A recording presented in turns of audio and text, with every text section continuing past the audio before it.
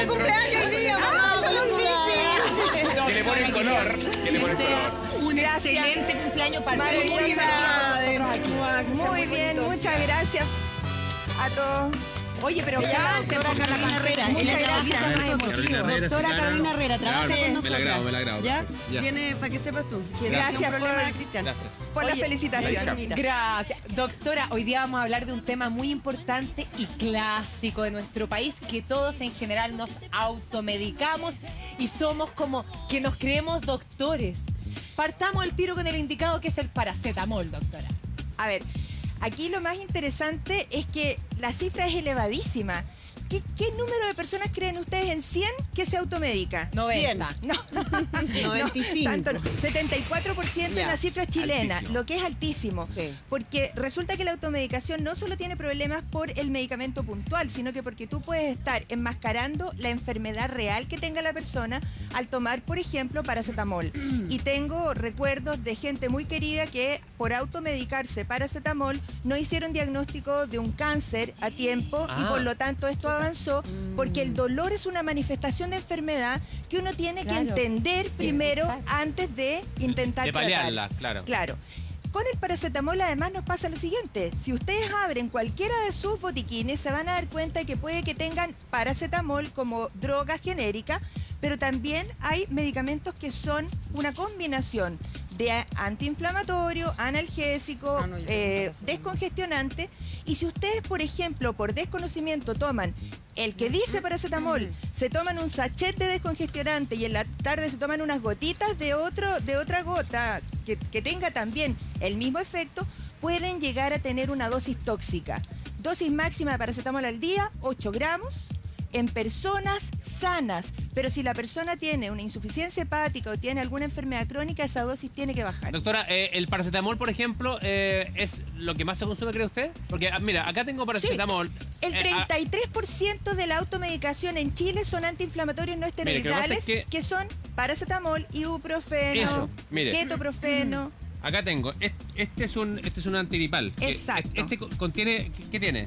Tiene cafeína, tiene un descongestionante y tiene paracetamol también. Tiene varias cosas. Ya, o sea, uno puede estar tomando de repente mucha mayor dosis de paracetamol de la que cree. Sin Sí, duda. me dolió la cabeza, me tomo un paracetamol, estoy congestionada, me tomo esos que hay para el día y para la noche y estoy tomando una dosis gigante. Y les puedo decir que a los 56 años que estoy hoy día cumpliendo, yo no alcanzo a leer Arial 2, que es la letra en la que vienen las indicaciones. Por lo tanto, si tú me dices una persona de 80 años que hoy día quiera entender qué es lo que traen, tendría que pedirle a otra persona que le leyera, porque muchas veces uno no lo logra. Y si tú ves, a veces hay algunas pastillas sueltas en las que tampoco tú alcanzas a ver cuáles son todos los componentes que tiene. Esta persona, usted dice que esto no hay que, porque esto es parte de mi botiquín, yo traje algunas cosas así como...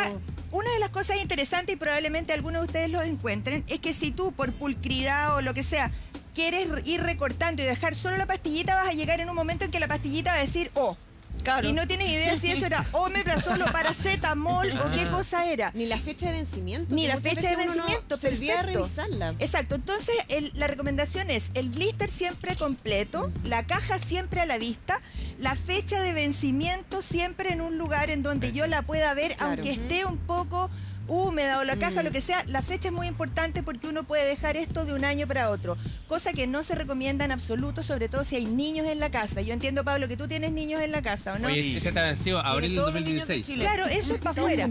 Ahora, doctora, una pregunta respecto a la fecha de vencimiento. Cuando un medicamento vence, ¿deja de hacer efecto o me puedo intoxicar si lo tomo? Ambas cosas. Ahora, eso tiene un tiempo, cierto, razonable, que depende del almacenamiento, porque también podría ocurrir que alguien anda con el medicamento en el auto, y si ustedes alguna vez dejaron un CD, como me pasa a mí, que lo dejo en el auto y que está doblado, imagínense un compuesto que podría, pese a que la fecha de vencimiento está de acuerdo, si no ha sido almacenado en forma correcta, puede ser llegar a estar, que eso uno perder sus propiedades. A veces no se fija, doctora, pero en las cajitas también dice de la manera en que debe almacenarse ese medicamento. Hay algunos medicamentos que tienen que estar refrigerados, que es súper importante mantener la cadena de frío. Hay otros que tienen que estar a la sombra, dicen, lugares que no sean muy calurosos. Claro, ahora, ¿cuál es el problema? Que el sucinto, que es el papelito que trae, ¿cierto?, todo medicamento, es leído en general por pocas personas y solo aquellos que tienen o algún grado de información o educación superior, porque para abajo en realidad muchas veces las personas ni siquiera saben que existe ese documento. Así que la recomendación es que si usted va a tomar un medicamento, vea el sucinto. ¿Y por qué insisto en que tiene que ser el que el fabricante produce? Porque si uno lee Google, puede estar leyendo una literatura que no tiene ninguna, y eso uno lo hace mucho, ninguna base. Buscar la información en internet. De hecho, muchas veces hay información falsa, por lo tanto alguien puede tener expectativas mayores de un tratamiento que no tiene esa eficacia o que puede que no sea seguro. Doctora, aquí encontré mi botiquín un antiácido. ¿El antiácido es un medicamento, no? ¿Es un medicamento, no? A ver, hay varias... Porque hay mucha gente que toma mucho después del almuerzo, después de la comida, para adentro. Te voy a preguntar un par de cositas. A ver. ¿Cómo está tu hueso? ¿Cómo está tu energía? Bien, está buena. Es no falso. No voy a seguir preguntando cuántas cosas puede Pregúntale hacer. antes y el después del matinal. No, me habláis a las 2:30. Claro. ¿Por qué te pregunto esto? Porque resulta que si uno toma antiácidos, y en la categoría de antiácidos, ¿cierto? Hay muchos que son omeprazol, lansoprazol, ranitidina y otros. Normalmente uno tiene un pH ácido en el estómago porque Dios así nos hizo. De alguna manera eso fisiológicamente es lo correcto para absorber los nutrientes. Si uno cambia ese pH y toma un antiácido, lo que está haciendo es cambiar la absorción, las condiciones de absorción de los nutrientes y le puede dar una anemia por carencia de vitamina B12. No. Y le puede dar a una persona osteoporosis. Por lo tanto, quienes tienen que tomar antiácidos son solamente las personas que tienen enfermedad ulceropéptica, úlcera duodenal, úlcera gástrica, que además no solo se trata con paracetamol, la enfermedad ulcerosa es una enfermedad infecciosa, de tal manera que hay que hacer la combinación con antibióticos. Y aquellos que tienen reflujo y que no sean candidatos a cirugía. Nadie más. No sirve el omeprazol porque voy a tomar esta noche. No existe el concepto de que como voy a tomar esta noche y es año nuevo y voy a echar la casa por la ventana, entonces voy a tomar, voy a recubrirme el estómago con un omeprazol. Eso no existe. Hay mucha gente que hace eso antes de un asado, tomar omeprazol. O un antiácido, claro. Por eso es fantástico que este programa ayude a las personas a sacarse esos mitos de la cabeza. Puede llegar a ser tan grave como producirte osteoporosis. Osteoporosis, fracturas y anemia severa por falta de ácido fólico y vitamina B12. Oiga, doctora, otra cosa que es bien común, o sea, por lo menos en mi caso, que como uno anda como con poca energía matinal, tomo vitamina C. Y sabe que no me empecé a sentir tan bien. Entonces me metí a googlear y decía que uno tiene que tener cuidado en el cuerpo, el exceso de vitamina C, que puede traer otros males. Ácido ascórbico. A ver, varias cosas al respecto. La alimentación normal de una persona que tiene que tener 2.000 calorías, si es que es una persona que hace una actividad moderada, ¿cierto? Que tiene que tener 1 gramo de proteínas por kilo de peso. Si tú pesas 50 kilos, debes consumir 50 gramos de proteína al día. Más las fibras, verduras y frutas que tiene, debería ser suficiente para proveerte de las vitaminas y minerales que tú necesitas. ¿Cuál es el punto? Si tú empiezas a tomar indiscriminadamente una sola vitamina, pudiera ser que no consumas armónicamente el resto de los cofactores y el resto de las vitaminas que vienen en la alimentación. Y eventualmente el exceso de algunas vitaminas se puede eliminar, pero otras se pueden acumular. En cada caso, si una persona tiene una situación especial de salud, como por ejemplo la insuficiencia renal, si uno empieza a tomar una determinada cosa, como por ejemplo calcio, podría llegar incluso a intoxicarse si eso lo hace en forma indiscriminada.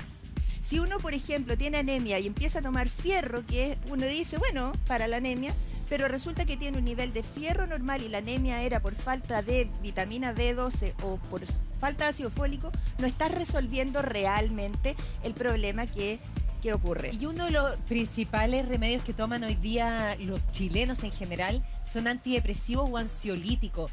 ¿Es muy peligroso que se los automediquen?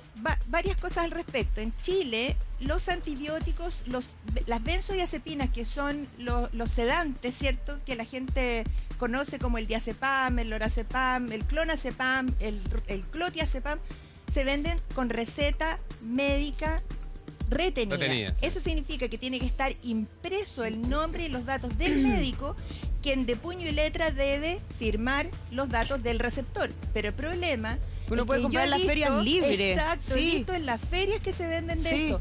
Que además esto de la automedicación tiene que ver con cautelar la calidad de lo que estamos tomando. Y muchas veces se venden en Google, ¿cierto?, medicamentos anticancerosos que alguien ha dejado porque la abuelita se murió y le quedó un stock que ya no tienen ningún efecto, o medicamentos sedantes. Ahora, la sedación, tanto con los antihistamínicos, que son los más difundidos en los antialérgicos, producen, aquellos que eran de primera generación y segunda generación, una sedación del sistema nervioso que puede ser peligrosa, por ejemplo, para manejar un vehículo. Yo le traje acá algunos, más o menos, de los medicamentos. Algunos no son medicamentos como tal, pero, por ejemplo, el clásico tema que nos dificulta a las mujeres, la ida al baño. Los laxantes. Aquí hay un tema súper importante. Los laxantes naturales que tengan fibra, que también en la alimentación uno podría tenerlo, ¿cierto? Que de hecho, si uno consume avena, por ejemplo, aleja el riesgo de cáncer de colon, ¿cierto? Y de infarto también, porque disminuye la absorción del colesterol. Pues, si son laxantes irritantes, podrían llegar a ser un híleo, que significa que la persona se va a sentir distendida, va a estar meteorizada, llena de gases, y eso va a ser doloroso. Por lo tanto, no está recomendado que las personas se automediquen con laxantes. Más bien, fibra en el pan, disminución de las masas, frutas y la fibra verduras. Soluble que venden, una fibra también, soluble eso, que uno... Eso se puede. Maravilloso, eso es maravilloso. Ya, pero lo que usted dice de verdad es muy fuerte, porque porque más es muy fuerte común. La gente que hace lo contrario. Es que a eso voy. Es que de verdad, o sea, es súper común que las mujeres lo hagan. ¿Cómo se llaman los diuréticos? Diuréticos se toman mucho entre mujeres. Quiero morirme porque los diuréticos quiero morirme 3 veces, porque los diuréticos lo que hacen es perder potasio, disminuir líquido. Nosotros somos en la vida adulta, ¿cierto?, entre 60 a 70% de agua, de tal manera que si uno toma diuréticos y ese diurético la persona no lo recupera porque no quiere aumentar en el peso, le va a hacer falta para todas las actividades de la vida normal, y puede llegar a tener, por el uso de diuréticos, una baja del sodio que se llama hiponatremia, que te puede llevar al sopor, al coma y la muerte. ¡Uy, qué heavy! O sea, eso uno ni siquiera le toma el peso real a eso. Es que nos llegan a nosotros a la UCI, personas jóvenes, sanas, que no tienen ninguna enfermedad que justifique estos trastornos, y uno busca, hasta que encuentra que usaba diuréticos para bajar de peso. No hay nada que sea tan inocuo como no, para nada. Se lo pueden vender. Por ejemplo, porque le explico, claro, son letras mínimas, pero estos son los clásicos. Léelo. Los clásicos, esto tiene, cada sobre con polvo, solución de 5 gramos contiene paracetamol, 650 miligramos, noscapina clorhidrato, 10 miligramos, cafeína anhídrica, 40 miligramos, ácido ascórbico. Y después alguien se pregunta, ¿por qué me pasa que después de tomar estos medicamentos se me seca un poquito la garganta, estoy bien, pero ando con unas palpitaciones que no puedo? Y es la cafeína. Estos son los clásicos para que la gente vea, el que tomáis en la mañana, día y noche, caliente en una tacita. Que si tú lo tomas en una oportunidad cuando tienes gripe, está bien una vez, pero uno no puede tomarlo por definición, de tal manera que parece poco razonable, y en esto hay que hacer un cambio cultural tremendo. No hay que acopiar medicamentos en la cartera, en la casa, o en el closet, o debajo de la cama, porque lo van a encontrar los niños y se van a intoxicar. Y ahí viene otro de los riesgos de la automedicación. Las personas pueden intoxicarse por volumen de medicamentos que toman, por interacciones entre ellos. Por ejemplo, una persona que usa antiinflamatorios va a cambiar el nivel plasmático de los anticoagulantes, que son medicamentos que son muy usados en las personas de la tercera edad. Pero doctora, me quedé con la preocupación de ese antigripal que mostraban ustedes y que también tengo acá. O sea, uno no puede llegar y tomarlo. O sea, ¿por cuánto tiempo se puede tomar? A ver, Mari, tú puedes, en virtud de tu autonomía, hacer lo que a ti se te dé la gana. Tú puedes, si quieres, ir a comprar un medicamento que son los OTC, que significa over the counter, que significa que tú puedes ir y tomar, está en un mesón, sacas una pastilla, sacas otra, tú tienes autonomía para hacerlo, pero tu obligación como una madre, primero que nada, es saber si lo que vas a tomar le pasa a tu hijo en la lactancia. A una embarazada, lo primero que debe entender es si le pasa a su hijo por la placenta, porque el diazepam, por ejemplo, si tú lo tomas, produce en los niños un síndrome de deprivación cuando el niño nace, porque el niño ya es adicto.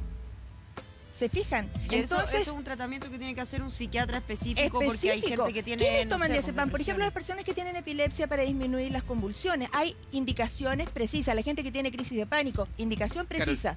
Carolina, me parece que es de las mujeres. Siempre escucho, mi ácido mefenámico, ¿no? Pero sí. de la Begoña. Claro. Que abusan un poco también dolor de ovario y eso. Lo que pasa es que el dolor menstrual o el síndrome premenstrual, que es bastante difícil de llevar. Los hombres no saben lo que es eso, porque no saben lo que son dolores. ¿O no? Es verdad. Perdón que diga estas cosas, pero es importante entenderlo. Hay medicamentos que se han seleccionado porque son específicamente útiles, seguros y eficaces en algunas patologías, y en el trastorno premenstrual el ácido mefenámico ha sido fantástico. Pero no se puede, ¿cierto?, inferir que eso va a ser bueno para el dolor de cabeza también, que es la principal causa de automedicación. Sí, eso quería preguntar yo, porque de repente uno cuando está con dolores premenstruales, duele la cabeza, estás cansado, a veces yo lo he hecho, lo digo y lo confieso, he tomado ibuprofeno mezclado con ácido mefenámico, porque alguien te dice, mézclalo, y de verdad que uno se siente... No, claro. Ok, ¿estás dispuesta a que te haga una pregunta aquí al aire? Sí, no sé si la responda. Ok, quiero que me respondan los auditores. Quiero que ellos, con la mano en el corazón, me digan, si alguien toma 2 antiinflamatorios juntos, ¿saben cuál es el mecanismo de su acción? No tengo idea yo. Entonces, y eso es lo que contesta el 80% de las personas que se automedican. No tengo idea. Entonces, si no tengo idea, ¿cómo sé yo si estoy tomando 2 medicamentos que están haciendo el mismo efecto sobre la misma enzima, o bien son complementarios? ¿Y cuál es el daño ahí? El daño de los antiinflamatorios va por el daño renal. Si una persona tiene uso... riñones. Sí, claro, pero ¿y si reciben el quinto del gasto cardíaco cada minuto? Eso significa en castellano que deben recibir una cantidad de sangre para depurarla, de manera tal que si tú tomas diuréticos vas a disminuir eso. Si tú usas antiinflamatorio puedes disminuir la función de los riñones, y por lo tanto todas esas personas que están, ¿cierto?, con dolores crónicos de la adultez, pudieran estar en riesgo de hacer falla renal. Ahora, ¿quiénes más se automedican? ¿Quién creen ustedes que son? Las mujeres. Las mujeres, ok, ya. ¿Jóvenes o viejos? Jóvenes, yo creo. Sí, Begoña. ¿En serio? Súper, exacto, porque uno pensaba erróneamente antes que eran, a medida que aumentaba la edad y aumentaban las patologías, más y más y más medicamentos mientras más viejito. Pero no es así, es entre 15 y 35, 45 años la mayor automedicación. Porque en los casos más uno va y consulta después con patologías más de adultos. Aquí me escribe Lili que me dice, justamente trabajo en una farmacia y es terrible ver cómo la gente se cree médico de su cuerpo y no sabe lo que está tomando. Exacto, las causas de la automedicación. No creen en los médicos, claro. No tienen plata para ir a una consulta, no tienen tiempo para ir a una consulta porque hay gente que tiene que trabajar en 1 o 2 trabajos. No quieren entender que tienen una enfermedad. Y suma lo siguiente, que existe una especie de adoración a Internet hoy día. Entonces sí, uno pone en Google el medicamento o el síntoma y te aparece una serie de pasos a seguir, y uno termina hasta con cáncer después de leer algo que efectivamente necesitas el arte del doctor, que es diagnosticar. ¿Te puedo hacer una pregunta, Pablo? Dale. ¿Puedes? Sí, pues. Ok, ¿quiénes en orden de predominancia los que son los que sugieren a una persona que se automedica? Porque tú acabas de decir Google. Sí. Ya, ¿quién es antes que Google? Antes que Google. Sí, pues. Porque no es Internet la principal fuente. Yo hubiera pensado. Yo creo que el entorno más cercano, los amigos, la familia, los amigos y la autocreencia de que uno domina el tema. Claro, todos se creen doctores. Ya. El botiquín para los niños ahora. Es que me sacaron la mayoría de los remedios para los niños, doctora, pero vamos, por ejemplo, con el Panadol. Ay, al niño está llorando, le duele algo, Panadol. ¿Por qué? No, le estoy preguntando que... Pero la pregunta que tienes que hacerte es ¿por qué? ¿Por qué le estás dando algo? Paracetamol no es antiinflamatorio, es antipirético y analgésico, que significa que es para bajar la temperatura y para quitar el dolor. Pero primero tenemos que entender por qué tiene el dolor. Entiendo que si se cayó de la bicicleta y se lesionó, le duela algo. Exacto. Pero aún así, podría ser que enmascare un dolor que tiene una causa más seria, una fractura, por ejemplo. Mi querida suegra, que en paz descanse, una vez me llamó desde la playa y me dijo, Carito, parece que el Tommy tiene una fractura porque le duele la clavícula. Y yo le digo, no, si estos niños son de goma, no se preocupe. Al día siguiente llego yo a la playa y tenía un vendaje en 8 fracturas y ella le hizo el diagnóstico y yo, no, dele paracetamol nomás. Así que gracias, señora Eddie, desde el cielo nos cuida. Ese es como el mal de los hijos de médico Por igual. ejemplo, Sí, como que nunca nos medican, es al revés. Por ejemplo, lo otro muy común en los niños, las guaguitas, las mamás que estamos dando papa, por ejemplo. Sí. De repente las guaguas se ponen a llorar y uno se empieza a angustiar porque no sabe por qué, pero como que se retuerce así y uno dice cólico. Ahí uno sí le puede dar el remedio para el cólico. Sí, ¿no? le puede dar el remedio para el cólico, pero yo recomiendo siempre que uno le mande un WhatsApp a su pediatra. Acá están los que llaman los antiespasmódicos también. Aquí. Acá tengo un caso, perdón. Ok. Esto generalmente, cuando un niño le duele la guata, uno le da un antiespasmódico, hay varias marcas, que son las gotitas, para que se le pase el dolor. Sí. Pero respecto de mi experiencia y de lo que he sabido también, no es recomendable porque uno, entiendo, está ocultando la razón del dolor y puede ser algo grave. En un caso particular, llega uno de mis hijos después de haberle dado este antiespasmódico y tenía el intestino con torsión. Claro, una torsión intestinal. Una torsión intestinal que era algo más grave y no era simplemente un dolor de guata. Claro, aquí, por desgracia, todas las familias van a tener que aprender con la experiencia. Y eso significa que uno tiene que como que reconocer el llanto de dolor, el llanto de mañita, el llanto de cólico. Y es más, sobre algunos medicamentos, sobre todo este que tengo en la mano, que no voy a mostrar la marca, pero el que tengo en la mano... Es un antiespasmódico, ¿no? No, es que no hay, es que quiero hablar justamente del que no es genérico. Hubo una falsificación de gente inescrupulosa, ¿cierto? Siendo un medicamento maravilloso, útil, conocido, seguro.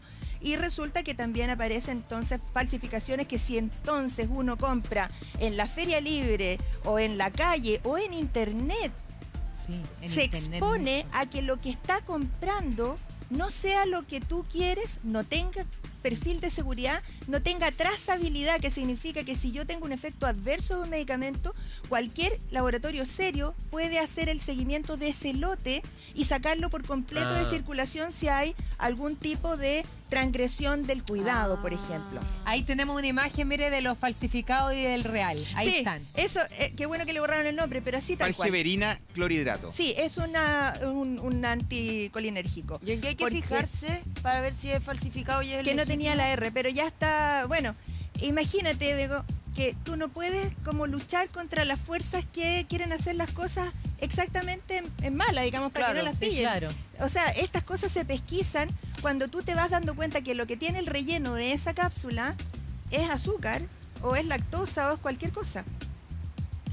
Doctora, otra cosa, por ejemplo, para los que tenemos hijos, esto yo lo recomiendo, pero esto ya no es un remedio, pero es un gel porque dicen que las enfermedades, los resfríos, los niños se traspasan por las manos. Mano portada, ¿Es ese es el así? concepto. ¿Uno debería andar con estas cosas siempre? Si tú quieres hacerlo, lo puedes hacer. Es un formato excelente para cuando uno no tiene acceso al agua y al jabón, que es la primera recomendación en todo momento. ¿Cuántas veces? A ver, Cristian, ¿cuántas veces? Perdona, yo llego que ¿Cuántas veces? Estaba muy atenta. ¿Quién es? ¿Cuántas veces se tiene que lavar uno las manos al día? Al día, todas las que sean necesarias. Exactamente, todas las que sean necesarias. ¡Vamos! Muy bien. Eso es exactamente la respuesta. No es cuando me levanto, me acuesto, cuando como y antes de no sé qué. No, es todas las que sean necesarias. Como que empecé a calcular y dije, me las lavo muchas veces. Muchas veces. Y es efectivamente... ¿Quería olerla? Se la lavan. Perdona, y coincido con Cristian. Siempre que hay un condoro al aire, se lava las manos. Mira, eso se lava. Poncio Pilato era el más higiénico porque se lavaba las manos. Claro. Estuvo bueno.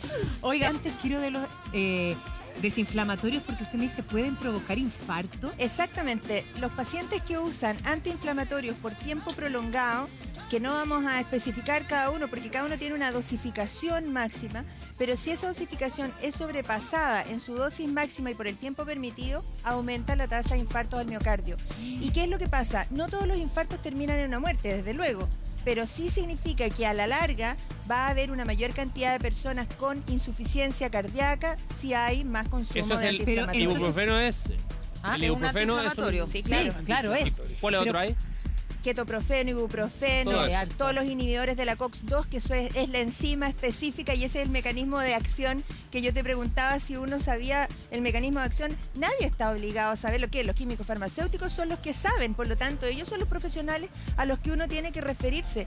En las farmacias, en todas las farmacias está el profesional que es el que está capacitado para resolver las dudas de las personas. Y en otros países, la consulta del químico farmacéutico se paga, ¿cierto? ¿En serio? Sí, pero por supuesto, si es una consulta profesional al respecto. En Chile, entiendo que eso todavía no pasa, pero es algo en donde uno tendría que delegar esto, que es un tema súper importante. Es que lo algo encuentro que quede gratis, gravísimo, doctora. porque si hay algo que tenemos las mujeres en la cartera son los antiinflamatorios. Es más, cada vez que tenemos dolor de ovario, el antiinflamatorio, ahí está, y la amiga te lo pasa, si es que uno no lo tiene, es lo más común que hay. Claro, María, lo que pasa es que ese es un uso ocasional en gente joven que no... Porque si tú me dices que es por el dolor premenstrual, es alguien que tiene menos de 50 años. Claro. ¿Sí?